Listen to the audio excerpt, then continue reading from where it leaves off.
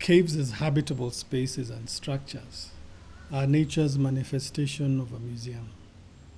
And this is by virtue of the fact that on their walls and within their spaces are moments of cultural and historical importance.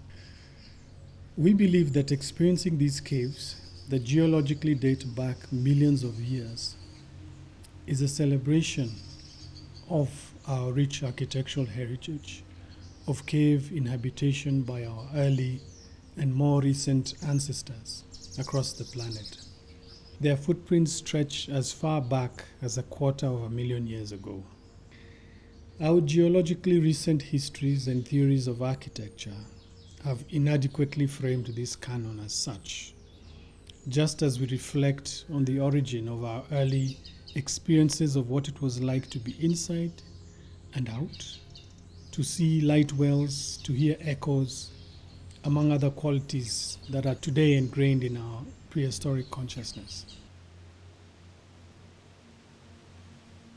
I'm Stella Mutegi, an architect, founder and director at Cave Bureau, which is an architectural firm that does research as well, based in Nairobi, Kenya.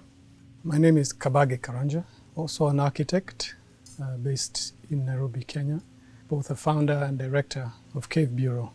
We are on location at Kisima Cave, which is part of the 3 giant sister caves, a series of caves here in Swaka, which is in Kwale County. This sequence of caves connect up to the Shimoni Caves along the Indian Ocean coast. The Shimoni Caves are quite a significant historical set of caves. A lot of people don't know that there was actually a lot of slavery on the East African coast. The world knows a lot about the West African transatlantic slave trade, but little is known and little is documented on the East African slave trade. The East African slave trade was largely between the Portuguese, the Arabs, and of course the locals. And the Shimoni Caves were quite a significant part of that trade. The Shimoni Caves were used to hold the enslaved people as they awaited the ships to come and collect them along the coast from Zanzibar way up to where we are at Kwale County off the Kenyan coast. They were taken to the Middle East. That was usually their final destination. The British came much later to abolish, so to say, the slave trade. They came during the scramble for Africa when they got the East African territory as a British territory. They stopped the enslaving of people through slavery and did it instead through colonialization of these people, still taking away their freedom and their homes. There's a connection between the Shimoni Caves and the caves that we are in at the moment. You have the Shimoni Caves that were used to hold slaves before they were shipped off to the Middle East. And then we have the 3 giant sister caves where there were caves of refuge for many communities between 3 tribes. And the tribe that had settled closer to these caves, anytime they were attacked, they would hide in the caves and get refuge from the attackers. And sometimes from the tunnel, you'd have slaves that had escaped and would run through the tunnels and find a place of refuge. So that's quite interesting that depending on which side of the tunnel you are traveling towards, you either found safety or you found great danger.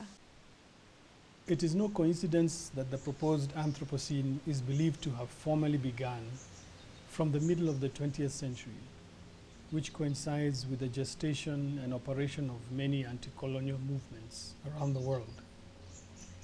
So it goes without saying that the discourse surrounding the Anthropocene has been dominated by a Eurocentric perspective and gaze, with very little focus on the African voice in the sciences and the social sciences regarding the nature of this new geological epoch. So the fact of the matter is that this epoch was very much arrived at through a long history of exploitation and subjugation of non-European people to exploit the earth and grow economies, which in many ways still continues today. At Cave, we categorize the city into 3 bits, and we name them the origin, the void, and the made. The origin is really your rural areas. Kabage and myself, our generation, our parents were born during the colonial struggle. And when we gained independence, a lot of them mostly lived outside of Nairobi. Then they moved to urban centers, got jobs there, and within the urban centers, they further classified into the void and the made. Colonialism fundamentally created a shift in our cultures, our societies, which brought in an aspiration which was very foreign and not owned by us, but a picture that we needed to follow to create a city, and a new city for that.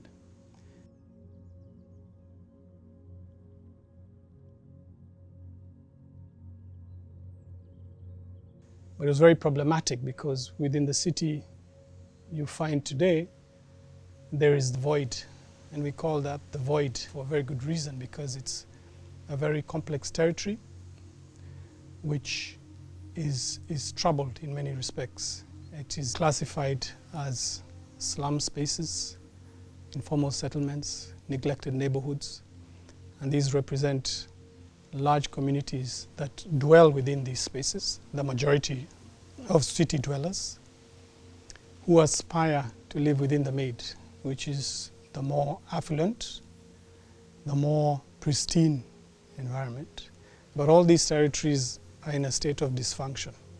So our manifesto tries to analyze and dissect moments within the spaces to bring them together. We believe that humanity is returning back to the caves. And the reason for that is we have affected our natural systems and ecosystems that actually sustain life on Earth. And those pressures are resulting in many crises, one of which we're in right now, the pandemic, which is as a result of our close proximity to nature, our consumption of nature, and our ability to overcome it in a detrimental way. And this is hurtling us back towards our original state, which unfortunately would result in many people dying, many people losing their homes. And we are in a situation right now which is fundamentally critical. And one of the key things we try to do is speak to the local communities who have a strong hold over their environment, but they're communities who tend to be very much marginalized and lost across the seams. And our intention is to give them a voice and hear what they believe about the environment, what they believe their history is, their present, and hopefully their future. And in that regard, that is what has brought us here, to speak with many community members about, specifically here, the caves. Our Anthropocene Museum project is a conceptual study, but one that we believe is also grounded on fact. Museum, for the very reason that we believe Africans need to redefine what a museum is, an age-old institution that has its history, but within Africa, it has been very much borrowed. So we bring the question at the front while thinking about the Anthropocene. Our Anthropocene Museum curation number 1, which was in Suswa Caves, which is a network that is located within the Rift Valley.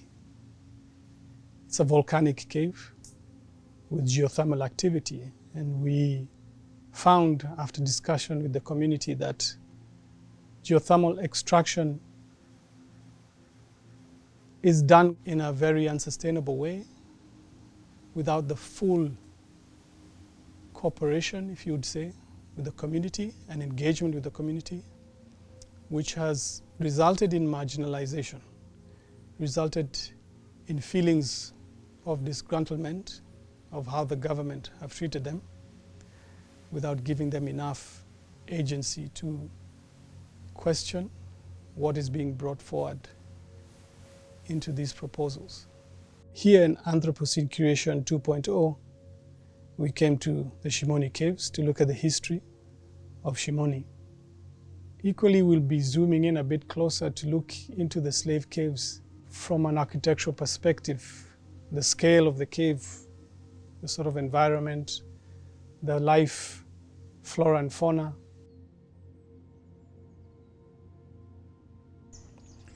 The philosopher and psychiatrist Frantz Fanon said, "The Marxist analysis should always be slightly stretched every time we look at the colonial problem." We think equally that the Anthropocene analysis should always be slightly stretched every time we look at the colonial problem. So here at the Anthropocene Museum, we revisit this context, although with more sophisticated tools, to grow a repository of architectural and geological recordings as written, drawn, and built elements. A kind of reverse architecture where we use three-dimensional laser scanning technology to extract traditional architectural information of the caves. This information is then used to curate community meetings where we really collectively discuss a kind of future imaginary that is always open for construction and deconstruction. This information is then etched on leather maps, in scaled bronze models, narrated in short stories, and transposed to different locations. In these varying sites, we convene with diverse indigenous communities to address complex environmental and cultural challenges faced on the continent of Africa and across the planet.